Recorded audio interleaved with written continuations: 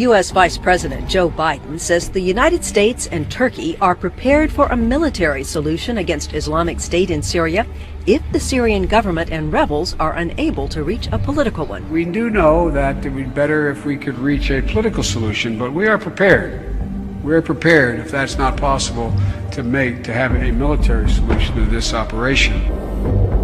The U.S. Congress has quietly moved forward with an authorization for use of military force against ISIS. Also known as an AUMF, it is required by law to conduct military operations longer than 90 days. The proposed legislation is already being referred to as a Declaration of International Martial Law and an Unlimited War Powers Act for the President. This resolution is a total rewrite of the War Powers Clause of the United States Constitution. Let's be clear about that.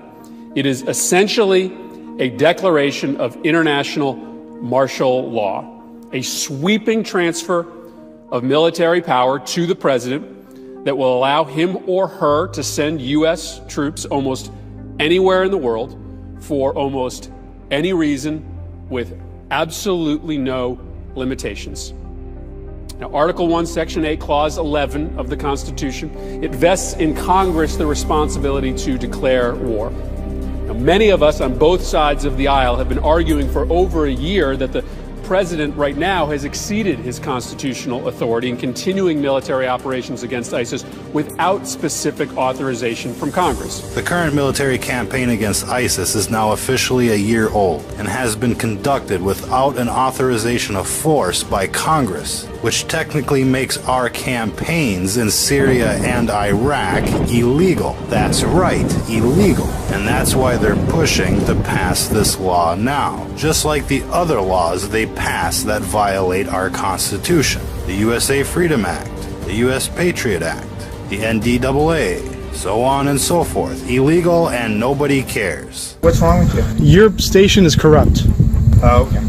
Are you some kind of a constitutionalist? This administration attempted to propose an authorization for use of military force with restricted ground operations, but that was rejected by Congress. As you can see in this article dated January 10th, the Senate Majority Leader reiterated his objection to the President's proposed authorization of force. However, last Wednesday, that all changed. Now, all of a sudden, they want war. On top of that, yesterday we had the Vice President in front of a camera on the world stage quoted as saying expanded military operations were well in the works. So they've decided to go back to war in Iraq to send troops to Syria, and we just don't know it yet.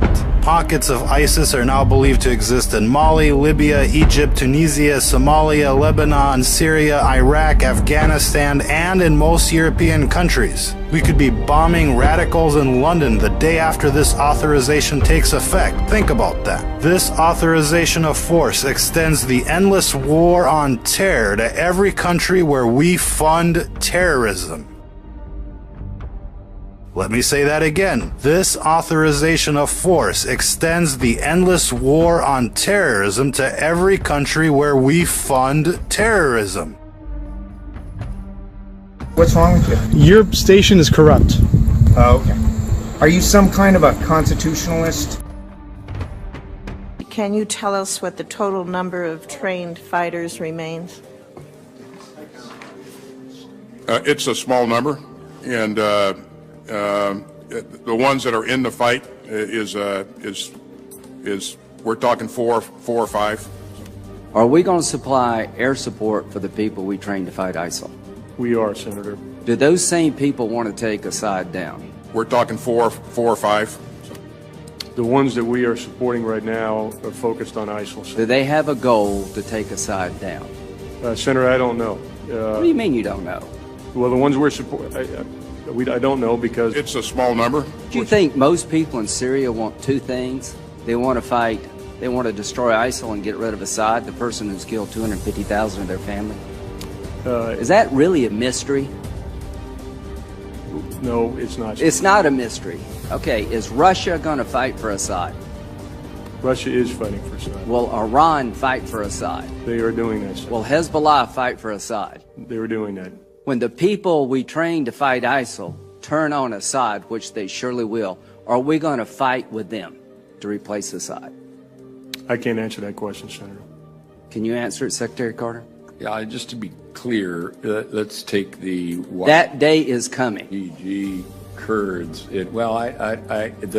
Do you see a scenario where the people in Syria don't take on Assad? The people that we are equipping. It's a small number. Are people who live in or come from ISIL-occupied territory, and do they want to take Assad down? Defeating ISIL, and do they want to take Assad down? For the most part, they're focused on defeating. Do they want to take Assad? Have you asked them?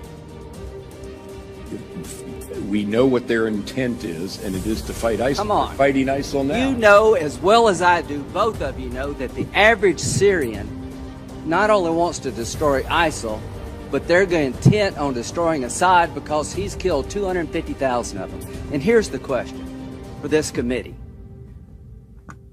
How do we leverage Assad leaving when Russia's going to fight for him, Iran's going to fight for him, Hezbollah's fight for him, and we're not going to do a damn thing to help people take him down?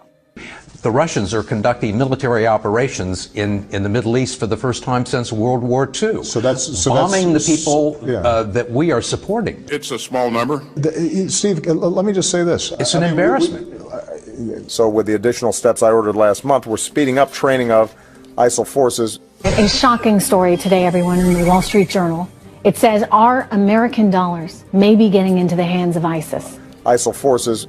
The money is reportedly getting funneled through Iraq's central bank into Iranian banks and then possibly to terrorists. It's an embarrassment. What should be done, what can be done in this latest chapter of the saga of ISIS getting control over our weapons, now perhaps our money. A secret analysis by the agency you ran, the Defense Intelligence Agency, in August 2012 said, and I quote, "There is the possibility of establishing a declared or undeclared Salafist," it's not secret anymore, it was released under FOI. The quote is, "There is the possibility of establishing a declared or undeclared Salafist principality in eastern Syria, and this is exactly what the supporting powers to the opposition want in order to isolate the Syrian regime." Your agency was saying, quote, "The Salafists, the Muslim Brotherhood, and Al-Qaeda in Iraq are the major forces driving the insurgency in Syria." In 2012, the US was helping coordinate arms transfers to those same groups. Why did you not stop that? You are basically saying that even in government at the time, you knew those groups were around, you saw this analysis, and you were arguing against it, but who wasn't listening? I think the administration. The administration turned a blind eye to your analysis. I don't know if they turned a blind eye. I think it was a decision. I think it was a willful decision. A willful decision to go support an insurgency that had Salafists, Al-Qaeda, and a Muslim willful Brotherhood. decision to do what they're doing, which you have to really ask the president, what is it that he actually is doing with the policy that is in place? Why did you allow them to do that, General? You were in post. You were the head of the Defense Intelligence Agency. Well, those are policy. I took the liberty of printing out that document. So let's get the obvious out of the way. One half of our government still thinks it's the 1980s and that the Cold War never ended. Then there's the other part of our government, the Obama part, the radical Islamist sleeper cell part. So on the one hand, you have the Republicans in Congress waging a Cold War, and on the other hand, you have a terrorist in the White House waging a covert war against the American people. Obama bin Laden is his name, and terrorizing the American public is his game. How do we know? Well, let's check our list to see who's been naughty or nice. Who opened the borders? Obama, check. Who set up sanctuary cities? Obama, check. Who fired half the generals in the military? Double check. Who doubled the debt? Check again. Who fucked up healthcare and made it twice as expensive? Triple check. Who destroyed American families? Check. Who signed free trade agreements that ships jobs overseas? Check. Who ships guns and money to terrorists? Check. Who put in place free speech zones? Check. Who militarized the police so our country could look like Nazi Germany? Check. There's one thing missing from our list, however. Obama bin Laden still hasn't dragged us into World War III. But don't you worry, they're on the road to success. They're mooning the Chinese and they're shining the Russians. They're just begging for a war. First, they staged a revolution in Ukraine, but that didn't work. Then they downed MH17 and went as far as to blame the Russians when it was obvious that they had nothing to gain from that situation. But that didn't work, so they started buzzing the Chinese military bases, and even that didn't work. But recently, they downed Flight 9268. That, however, might work. But you're saying to yourself, well, that was ISIS. I saw it on the TV. Well, ladies and gentlemen, ISIS is a subsidiary of the United States government. Haven't you been watching the news? They have been bought and paid for with our tax dollars. But why, you say, why? Osama bin Laden wants to destroy America, to avenge the injustices of his ancestors, and to set up an Islamic super state for his brotherhood. What we need here, ladies and gentlemen, is a law that allows us to recall our elected officials. Countries do that all the time. Even the state of California can recall their governor. And why do they do that? Because you can't trust a politician. We need to be able to dissolve government and call special elections like every other country can. We can even call it the total recall provision. If companies can fire an employee, then we should be able to fire a politician, especially one as treasonous as Osama bin Laden. That's the only way, folks. You wouldn't buy a car without test driving it first, would you? Well, we should be able to test drive our politicians just the same. We give them until summer, and if we don't like the sound they're making, well, we can just re-vote in November. It'd be the same price with twice the guarantee. 4 years in office is far too long for a tyrant. Elected officials keep thinking they can just take us for a ride. Well, there'll be no free ride, no free lunch with the Total Recall program. Total Recall. Write your congressman or congresswoman today. That's Total Recall, putting people back in charge of their government. Total Recall.